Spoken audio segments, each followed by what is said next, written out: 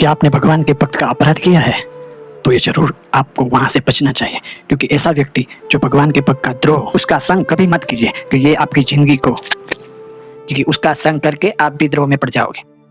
अगर वह कोई सन्यासी है या गृहस्थ है, लेकिन अगर किसी निर्दोष को गुनहगार मान लिया, किसी के कहने पर हम किसी का द्रोह करने लगे, किसी भक्त से मुंह फेर लिया, तो बहुत बड़ा कर्म हो जाएगा।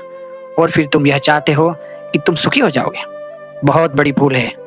भगवान के भक्त का द्रोह करने के बाद कोई सुखी हो ही नहीं सकता। हाँ, जब तक पुण्य पड़ा है तब तक कोई प्रश्न नहीं है, लेकिन जब पुण्य खत्म होगा और ये कर्म जागृत होगा तो फिर कहीं के नहीं रहोगे।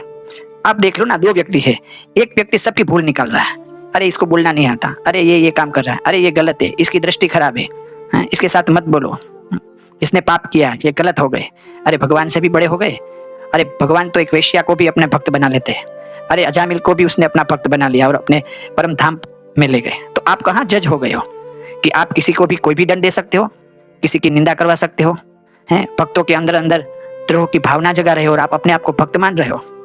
नहीं भाई, ये बहुत बड़ी भूल है। हाँ? एक व्यक्ति ऐसा ये सबकी भूल दिखा रहा है और दूसरा व्यक्ति ऐसा है कि अपनी भूल न होने पर भी अगर कोई कहेगी आपकी भूल है तो कहता है कोई बात नहीं, मेरी भूल है, मैं स्वीकार करता हूँ, मुझे क्षमा कर दो, मेरा मन ही ऐसा है और मेरे से जो भी पाप हुआ है उसका प्रायश्चित बता दो, मैं प्रायश्चित करने के लिए तैयार हूँ, हमें क्षमा कर दो, बस हम इतना ही चाहते। तो आप ही सोचो, ये दोनों व्यक्तियों में कौन सा व्यक्ति सच्चा है। और अगर किसी को बुरा समझकर उसके प्रति द्वेष भाव हो गया तो हमारे सब सुकृत खत्म हो गए। चाहे हर रोज 200 माला गिनो, सेवा करो, कुछ भी करो, लेकिन भगवान के भक्त का द्रोह हो जाए तो सब खत्म हो जाता है। लेकिन ऐसे पापी व्यक्ति तो भगवान के भक्त को भक्ति नहीं मानते हैं, वो बोलते हैं कि मैं ही भक्त हूँ और ये लोग भक्त है ही नहीं, ये तो पापी है, क्योंकि उसने भगवान का स्थान लेकर निर्णय सुनाना चालू कर दिया। भगवान को जरा भी अच्छा नहीं लगता। और जब ये सब पाप कर्म जब घड़ा भरेगा ना, तब अवश्य जागृत हो जाता है और भक्त के हृदय में से जो आह निकल गई होती है ना, वो आह चाहे सन्यासी हो, गृहस्थ हो, कोई भी हो, लेकिन गलत का साथ दिया तो वो आह आपको भी जलाकर राख कर देगी। इसीलिए अभी भी संभल जाओ, किसी सच्चे भक्त की हाय मत लो, मेरी इतनी बात जरूर मानो। कोई भगवान के भक्त की बद्दुआ आपके जीवन को बर्बाद कर सकती है। सब में दिव्य भाव रखो, प्रेम रखो। है किसी में काम क्रोध प्रकृति होती है तो इसका मतलब ये तो नहीं वो बुरा हो गया है। भगवान अधम उदाहरण पतित पावन है।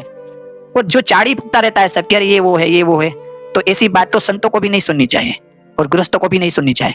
पहचान लेना चाहिए कि ये तो सबकी पूरे दिन निंदा ही करता है, चाड़ी चुगली ही करता है। चाड़ी चुगली वाले तो बहुत महापापी हो जाते हैं, क्योंकि पूरे सब लोग का पाप कर्म अपने पर लेकर पाप का घड़ा इतना भर जाता है, फिर समय आए तब कुछ भी नहीं बचता। जय स्वामीनारायण।